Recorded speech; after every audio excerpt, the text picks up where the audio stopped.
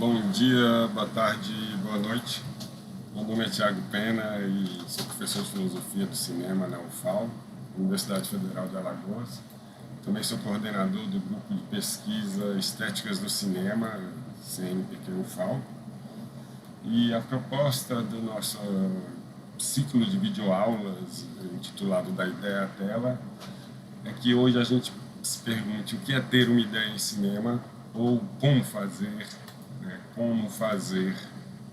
ou como começar a fazer cinema. Lembrando que o cinema é uma das artes que mais evidentemente se utiliza da técnica, e por isso poderíamos dizer, grosso modo, que ela utiliza os dois lados do cérebro, digamos assim, né? O lado científico e o lado intuitivo, artístico, enfim, né? A proposta é que a gente faça uma certa retrospectiva de algumas referências cinematográficas e depois a gente, na segunda parte da aula, a gente veja mais ou menos, faça uma espécie de checklist com as etapas básicas do ponto de vista qualitativo da feitura de cinema.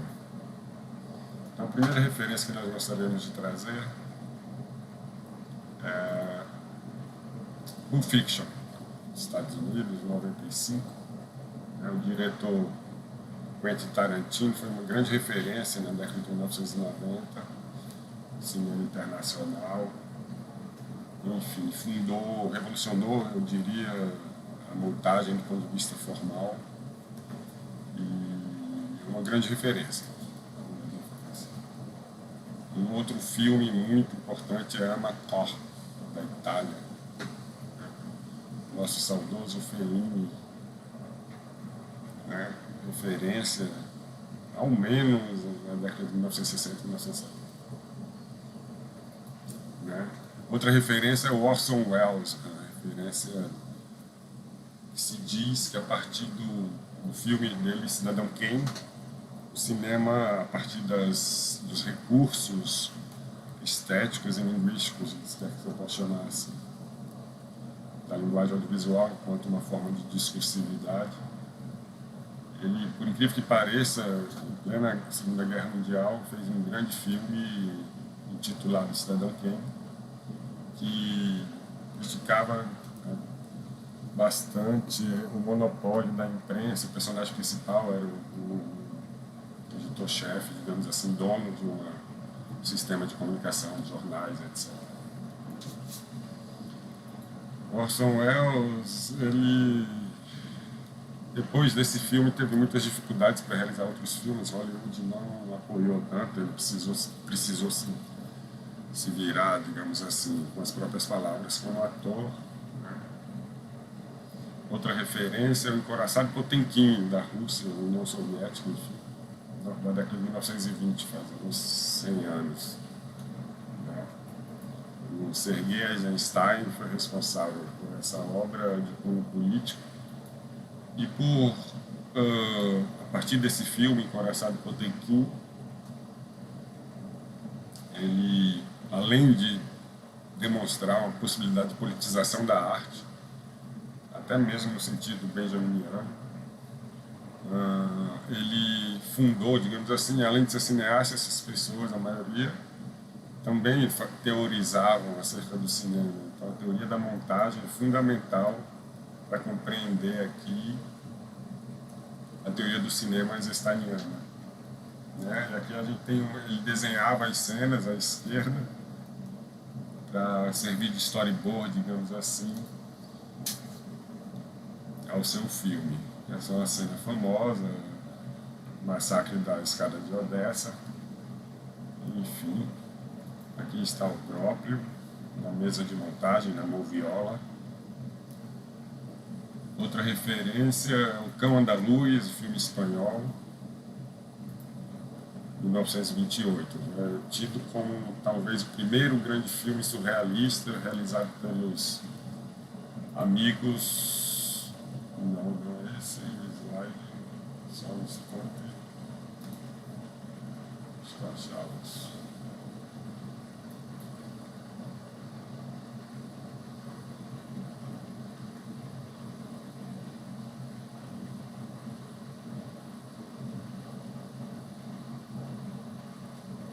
enfim, estou sem a foto dos dois. Da Luiz Buñuel e Salvador Dalí, em 1928, responsáveis pelo talvez o filme mais famoso da primeira geração do movimento surrealista, especialmente dentro do cinema. Essa é uma cena famosa. Ele usou de alguns subterfúgios para poder executá-la. E dizem que o Charlie Chaplin tinha um cinema dentro de casa e ele tinha um projecionista chinês que sempre que via essa cena ele desmaiava. Outra referência na nossa retrospectiva vai ser o Mário Peixoto, do Brasil, responsável por fazer o Limite, filme referência, o experimentalismo, o cinema experimental, o cinema de ficção, o cinema poético, cinema de arte, chamemos como quiser. Aí o próprio Mário Peixoto, e a gente dá um pulo e chega aos irmãos Lumière. Ok? Os irmãos Lumière, ao redor dos 1900. Na realidade, a primeira exibição foi realizada em 1895, através da invenção desse aparelho cinematógrafo, que a gente tem uma réplica. Tá? Esse cinematógrafo era capaz de capturar a imagem, revelar o negativo e projetar. O único aparelho que fazia isso tudo. Né? Puxando novamente para o Brasil, eu queria puxar para a Serra da Capivara. Aqui é uma cena que, de certo modo, está no interior do Piauí, mas que está representando um aqui e agora, uma singularidade do contexto existencial daquelas pessoas. Um pouco o papel da arte. Então, o cinema nasceria, propriamente dito, a partir da primeira projeção consciente e voluntária de imagens em movimento. Talvez no fundo da caverna, à luz de uma tocha.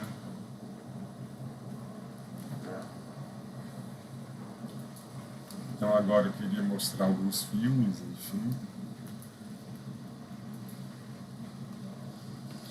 Essa é a entrada do trem na estação, primeiro filme, digamos assim, exibido.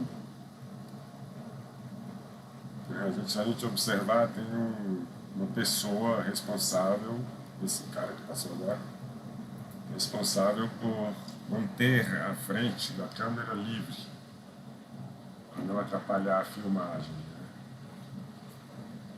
As pessoas descem, são os habituais, tem um aparelho ali junto em pé, uma caixa, a gente sabe o que é, e tem um rapaz para dizer, não fiquem aqui, trabalhando na própria estação ferroviária, enfim. Aqui a saída dos trabalhadores da fábrica. A fábrica era dos pais dos irmãos Lumière. Então eles podiam preparar o cinematógrafo e dar o sinal na fábrica para que os trabalhadores pudessem sair e eles registrarem esse momento. Aliás, é uma boa discussão. O cinema, na concepção dos irmãos Lumière, ele nasce realmente, é o caminho da bicicleta, ele nasce realmente como um registro do real na concepção dos irmãos Lumière, diferente do Méliès, digamos assim, o mágico ilusionista, que propunha fazer mágica através do cinema e, portanto, fundaria aquilo que ele chama de ficção. Aqui é uma cena, no mínimo, pitoresca, são adultos fazendo guerra de neve. Né? Provavelmente sabiam que estavam sendo filmados, enfim, alguém rouba a bicicleta do rapaz que toma de volta, tenta fugir. Enfim, mas vamos só imaginar as discórdias entre protestantes e católicos na Irlanda, enfim. Não era muito diferente, não, do ponto de vista simbólico, né? Porque espanta o fato de serem adultos. Né?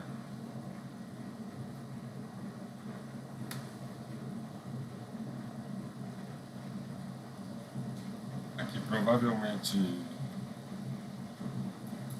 eu diria Paris ou Nova York, enfim.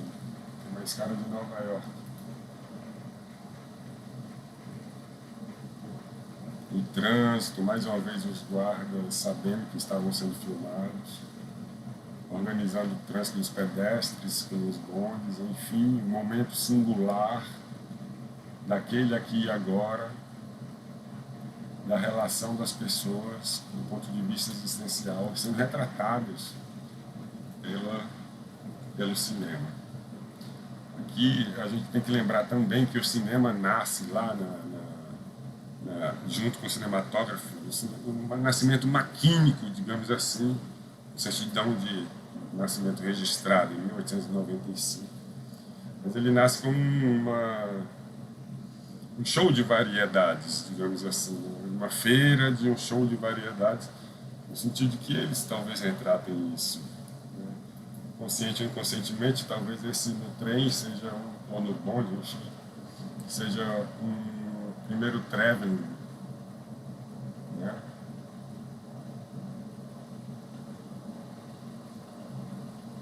Ou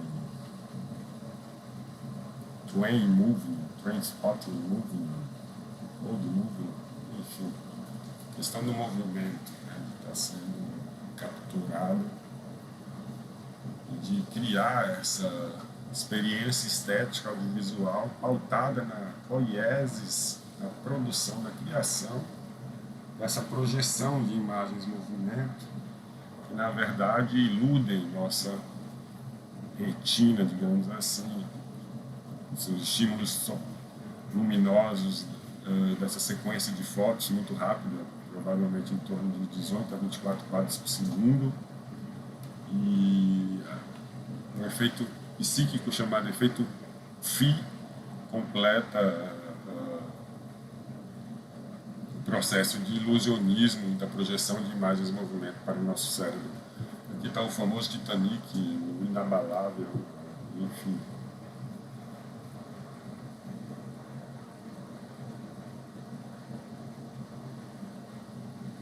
Aqui está uma moça que atira, uma atiradora, com seu auxiliar.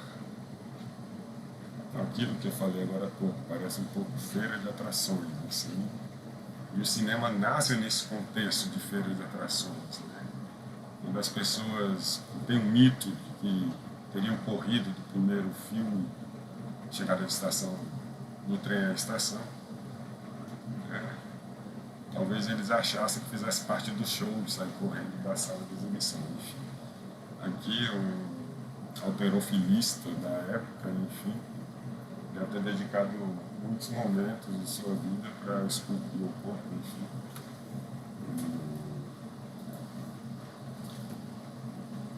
O homem mais forte do mundo, digamos assim, na feira de atrações, subindo seus músculos. Aqui mais um fato pitoresco que o cinema capta são indígenas norte-americanos, um palco italiano na frente das câmeras. Mas a gente percebe que, embora a locação não seja exatamente a deles, eles dançam e cantam de verdade. Aqui é uma ficção, né? Enfim, teatralizada. Era muito comum essa ideia de teatro filmado, um plano único, curto, uma cena localizada num único momento. Vamos lembrar que o álcool era proibido, os 3 trabalhadores, cada um dá um golinho, e vão para o trabalho pesado.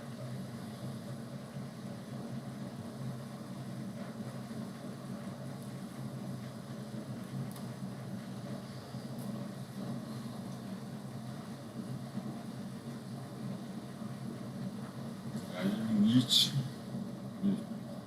viveu até 1900, portanto foi contemporâneo, efetivo, o nascimento maquínico do cinema, mas ele já estava, digamos, colapsado, enfim, alheio um pouco ao que estava acontecendo. Os últimos 10 anos da vida de Nietzsche foram que se chamava na época de alienação mental, enfim, mas convivia discursivamente ao menos, enfim, entre outros sintomas, digamos assim.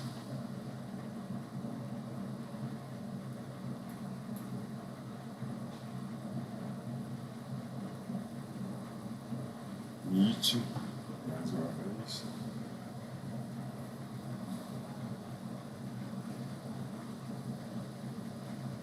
Ele sacando que está sendo filmado, enfim. Dali, Salvador Dali, mencionado agora há pouco.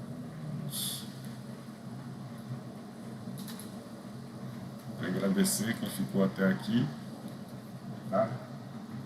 Não sem chamar uma citação do nosso patrono da pedagogia brasileira, Paulo Freire: educar é impregnar de sentido o que fazemos a cada instante, seja tentando educar uma criança, ou uma educação formal, do ponto de vista acadêmico, do aprendizado prático, enfim, estabelecer um sentido através do aprendizado. Então, se por um lado eu já queria agradecer, por outro eu convido os e as e essa a segunda parte da nossa aula, que é um checklist de cineastas.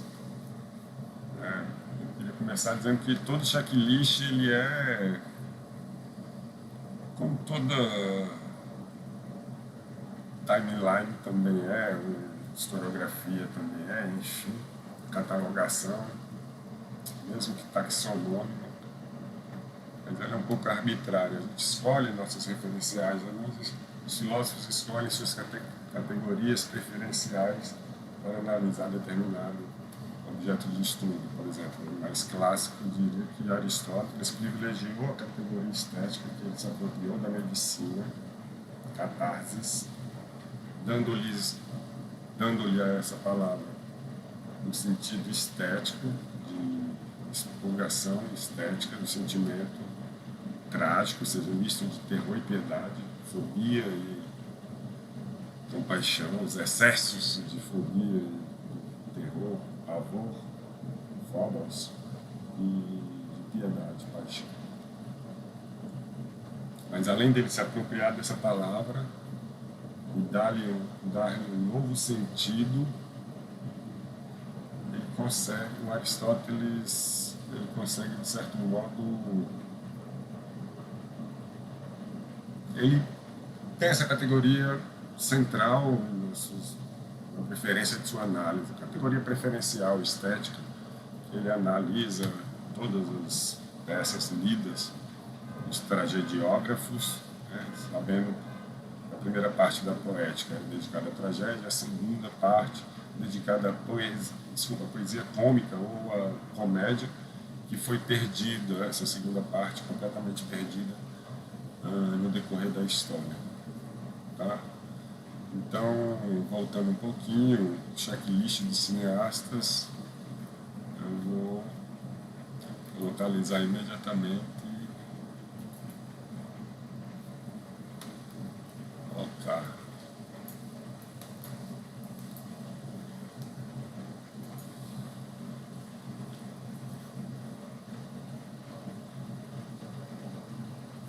Vou compartilhar agora o checklist que eu queria trabalhar com vocês. Tá? Esse é um checklist, uma proposta de um checklist, como eu falei agora há pouco, ele é sempre um pouco arbitrário, mas está aí.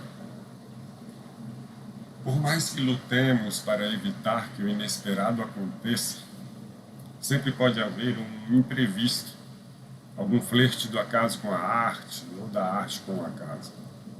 Além disso, é memorável que a memória humana seja falha e seletiva. Portanto, anote todas as suas ideias. Neste sentido, esse check-in busca colaborar no seu processo de feitura fílmica. O primeiro ponto a ser elaborado, digamos assim, a primeira etapa é o roteiro. Né? Isso é básico, a gente, todo mundo, entre aspas, hoje em dia tem uma ideia de que é necessário um roteiro para se fazer um filme. O roteiro é uma peça literária de cunho técnico e transitório. Ele deve expressar as imagens e cuja função é guiar todo o processo fílmico. E por isso deverá, no melhor sentido da palavra, comunicar bem tudo que será visto e ouvido em tela. né? A gente lembra que um bom roteiro preza pela clareza descrita em palavras de tudo que acontece em tela. Por isso, além da habilidade com a escrita, consideramos que torna-se imprescindível ao roteirista também o conhecimento de técnicas de montagem cinematográfica.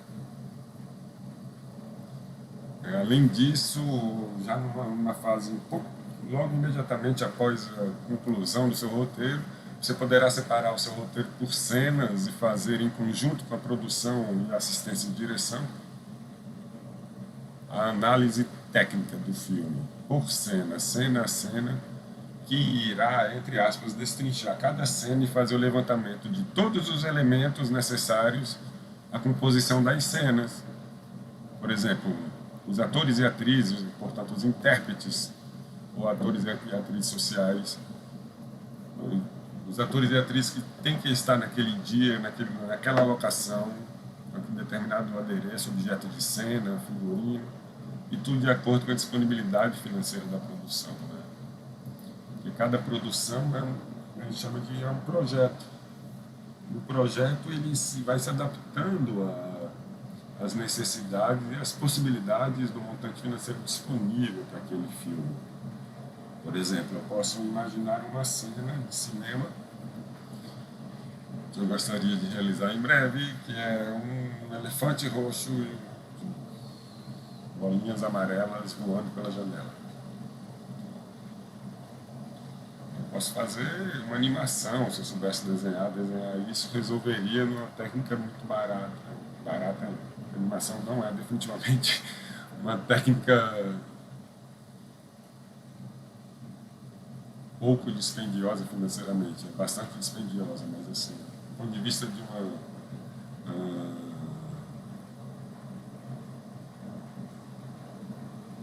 um grafismo, né, computacional de última geração que pudesse também realizar essa cena, e até um disparate aí entre as possibilidades múltiplas de se realizar uma única cena. Tem essa adaptação, assim como o prédio se adapta ao terreno, a gente adapta o projeto às nossas condições materiais, né? Indo ao ponto 2, outras peças de apoio, não custa tentar.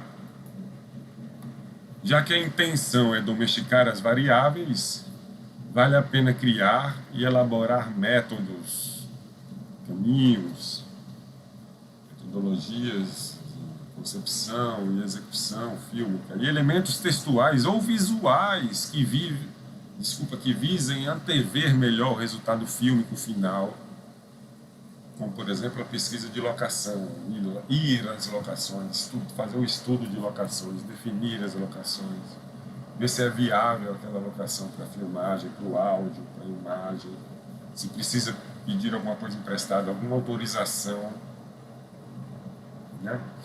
E tentar, nesse sentido, que controle ao máximo as variáveis, que nós possamos prever as variáveis previstas, digamos assim, que possam acontecer durante o processo fílmico como um todo. Por isso também a necessidade de um bom plano de produção. É sempre bem-vindo um bom plano de produção que é elaborado a partir do conjunto da análise técnica e do roteiro e que tente prever ao máximo, de acordo com o montante disponível, ressalto, todas as etapas da produção fílmica. O plano de filmagem, que vem logo após, ele irá definir quais cenas serão rodadas por dia e turno. Lembrando que um turno são 2 jornadas de trabalho de 4 ou 5 horas. Né? Então, um único dia tem, enfim, a gente teria uma jornada de trabalho de 12 horas. E a partir do plano de filmagem você pode dividir as cenas e organizá-las de acordo com a necessidade e a viabilidade da produção por jornada de trabalho, né? Lembrando aos iniciantes que a ordem das filmagens de modo algum precisa ser a mesma do roteiro, para isso que existe a montagem, né? Outra peça textual importante é a decupagem ou a planificação, que diz respeito à posição da câmera com relação às cenas a serem filmadas. É o como será filmado o filme, que também pode ser desenhado e denominado de storyboard, como a gente viu agora há pouco o storyboard do próprio Eisenstein. Tá? Deixa eu centralizar aqui.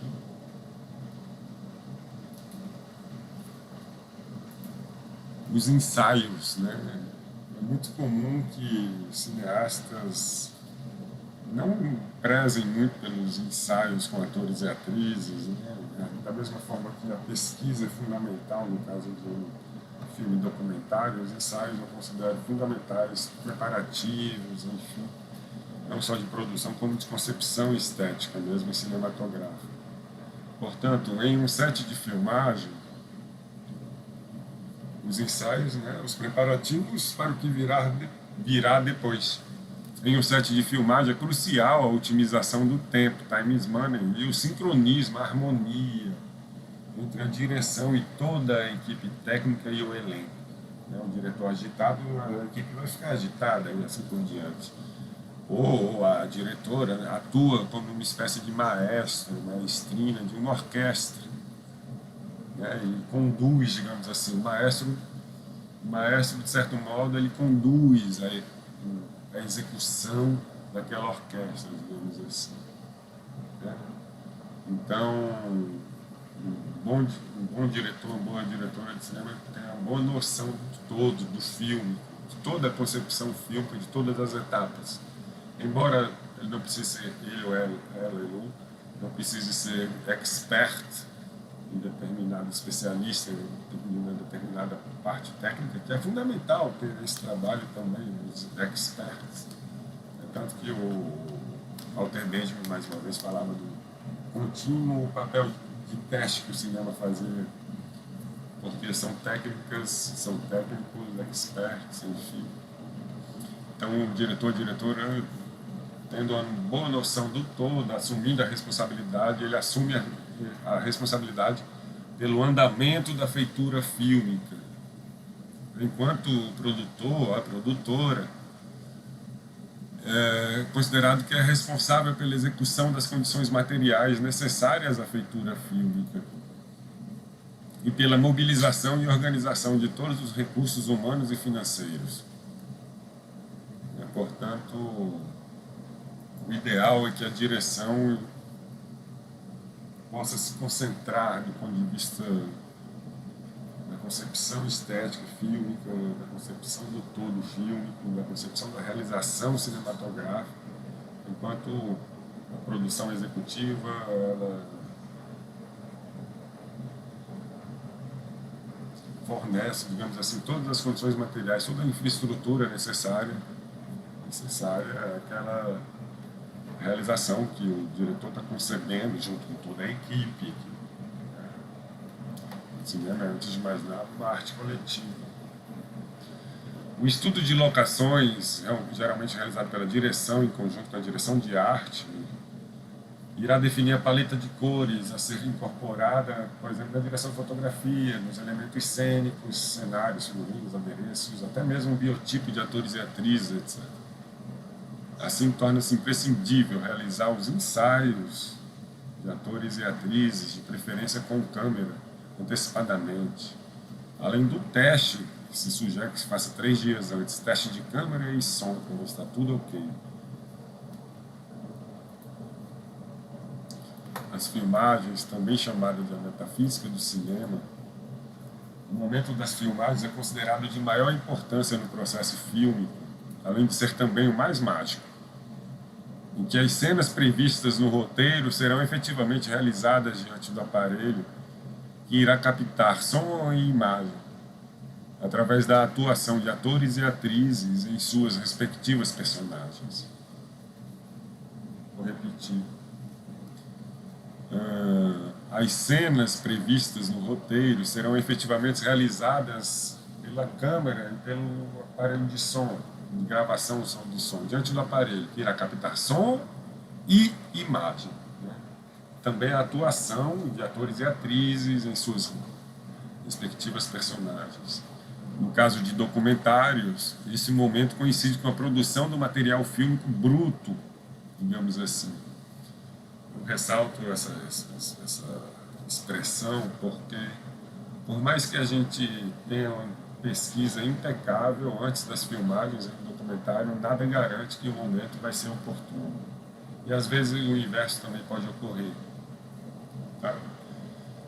Por mais que planejemos e façamos longas e profundas pesquisas de nossas personagens sociais, é no Kairos, momento oportuno, naquela oportunidade, que tais personagens sociais irão fazer, entre aspas, sua performance real e efetiva diante do aparelho, da câmera. E que, portanto, é aí que a magia do cinema irá se realizar. Daí, né, é uma habilidade difícil do documentarista em deixar seus personagens sociais à vontade e travar um diálogo efetivo, fecundo, em que haja uma relação de confiança e respeito entre ambas as partes, cineasta e as personagens sociais. Tanto para a ficção como para o documentário é indicado que um elemento importante é a ordem do dia, né? Geralmente é confeccionado pela assistência de direção, de acordo com o plano de filmagem, etc. Que já foi que o plano de filmagem é de acordo com o plano de produção e assim por diante. Um elemento importante é a ordem do dia, que irá indicar quais cenas e em qual ordem serão filmadas naquela diária, naquela jornada de trabalho. Toda a equipe recebe uma ordem do dia, vamos supor, impressa, cada um tem uma folha, mas hoje em dia não precisa, cada um PDF. Cada um recebe a sua ordem do dia, e todos sabem, por exemplo, um exemplo fictício, que a primeira cena a ser filmada às 8 horas da manhã exatamente. Se chegar no set às 8 horas da manhã, para começar os trabalhos, enfim, tem que ver transporte para essas pessoas, tem que ver alimentação, tem que ver possibilidade de banheiro, tem que ver condições específicas do ambiente de trabalho. Então, a ordem do dia diz a toda a equipe qual plano será filmado e em que ordem e aonde, com quem. Já que a ordem das filmagens de modo algum precisa ser a mesma do roteiro, então essa ordem do dia vai dizer quais os planos especificamente, né? Os planos oriundos da decupagem, que serão filmados naquela diária jornada de trabalho. Por fim, a montagem, né? Por último, mas não menos importante, a montagem, chamada alquimia das imagens. O cinema herda e ressignifica a noção de montagem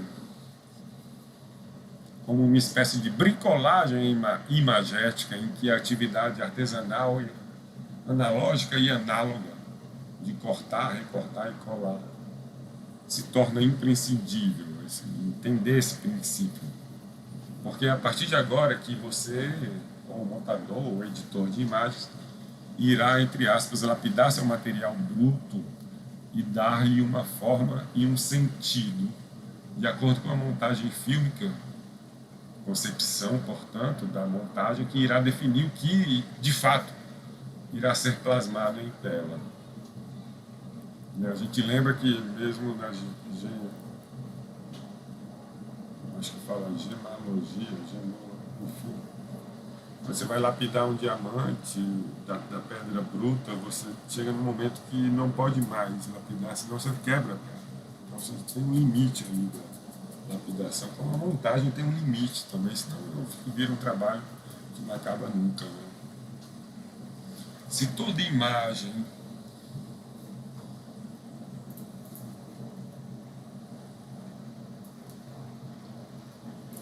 imagem ao mostrar algo, acaba por esconder outra coisa, e não tão somente o artifício técnico do aparato cinematográfico, mas toda imagem ela escolhe mostrar determinada, presentificar determinada algo e esconder outro algo automaticamente. Portanto, é necessária experiência e técnica na edição de imagens para reconhecer o melhor momento e o que mostrar e o que esconder, onde e como cortar as cenas, em qual sequência colá-las. A depender do gênero fílmico, eu penso especificamente em documentário, ficção, experimental, linguagens híbridas, enfim. A depender do gênero fílmico, o processo de montagem pode estar mais ou menos preso, entre aspas, ao roteiro inicial. Por isso é sempre bem-vindo o plano de montagem também respaldado pelo próprio roteiro e pela direção do filme. Então, essa parte foi de checklist conceitual, digamos assim, proposto. E agora a gente vai falar muito rapidamente, de maneira muito sucinta, da ideia do cinema enquanto linguagem audiovisual. Deixa eu entender com o slide aqui.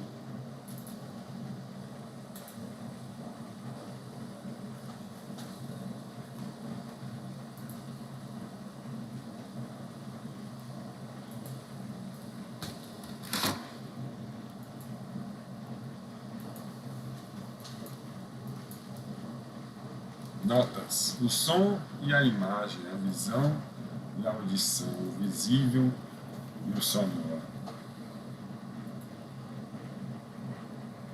O som e a imagem, visão e audição. O cinema se funda enquanto linguagem audiovisual ao propiciar uma experiência estética específica, proporcionada pela projeção de imagens sonoras em movimento. Lembrando que o cinema nunca foi mudo, nunca foi silencioso. Ele já pode ter sido mudo, mas totalmente silencioso. Mas sempre havia algum tipo de interferência sonora durante as projeções.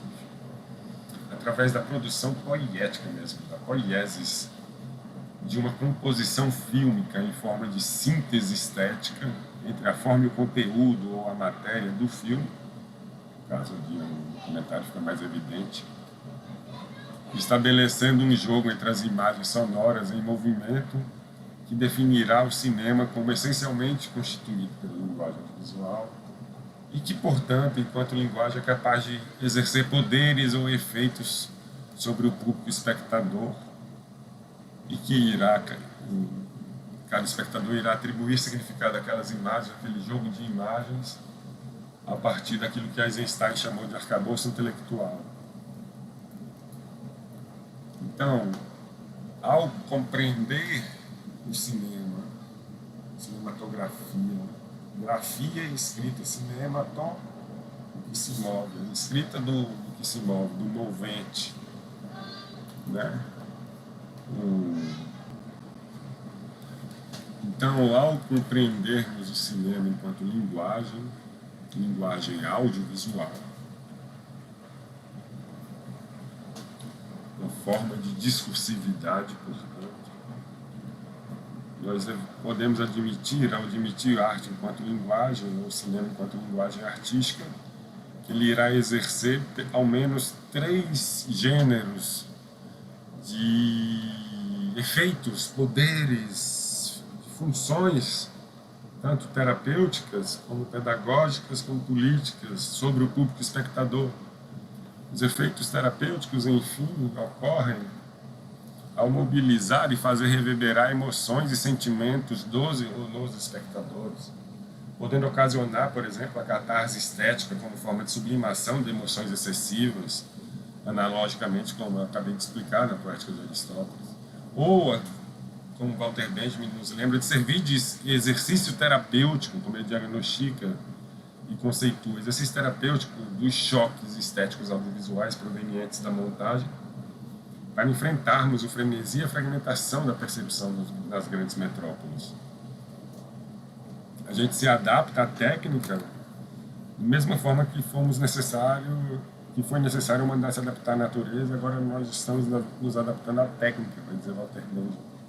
Os aspectos pedagógicos explícitos nas artes miméticas, pelo menos desde o livro 3 da República de Platão, passando pela Poética de Aristóteles, pelo fato de aprendermos algo, a gente aprende algo através da mímesis, da imitação, da representação poética.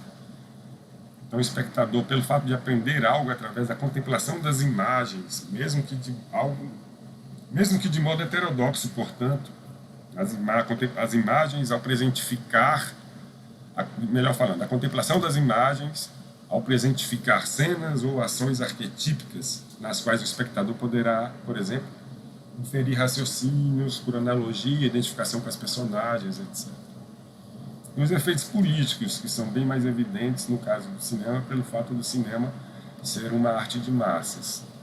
Então, ao ser capaz de mobilizar e atingir grandes massas de pessoas, o cinema é capaz de conscientizar, bem como de ou esse mesmo potencial para alienar, portanto, transformar as pessoas em subjetividades vazias, mas que sejam teleguiadas e aí, enfim, cumpram uma função social X, independentemente de seus anseios, sonhos ou liberdades.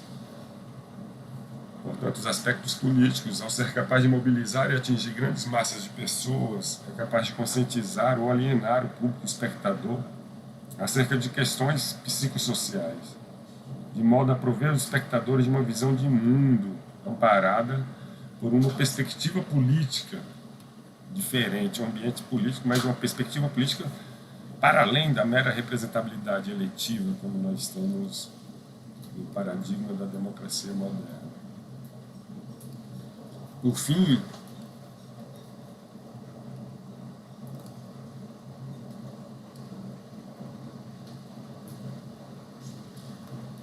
fim, elabore seus próprios check-ins de acordo com as necessidades e circunstâncias do seu projeto de filme. Uma sugestão é partir do mais geral e posteriormente focar em aspectos mais específicos de sua produção. Lembrando que cada filme exige um modelo de produção próprio. Enfim, devemos considerar ainda que a produção deverá se adaptar ao porte do projeto e à disponibilidade financeira do mesmo. Afinal, os check-ins podem evitar que fiquemos ansiosos sem necessidade, a organizar melhor o andamento do projeto e tentar prever e evitar o inesperado.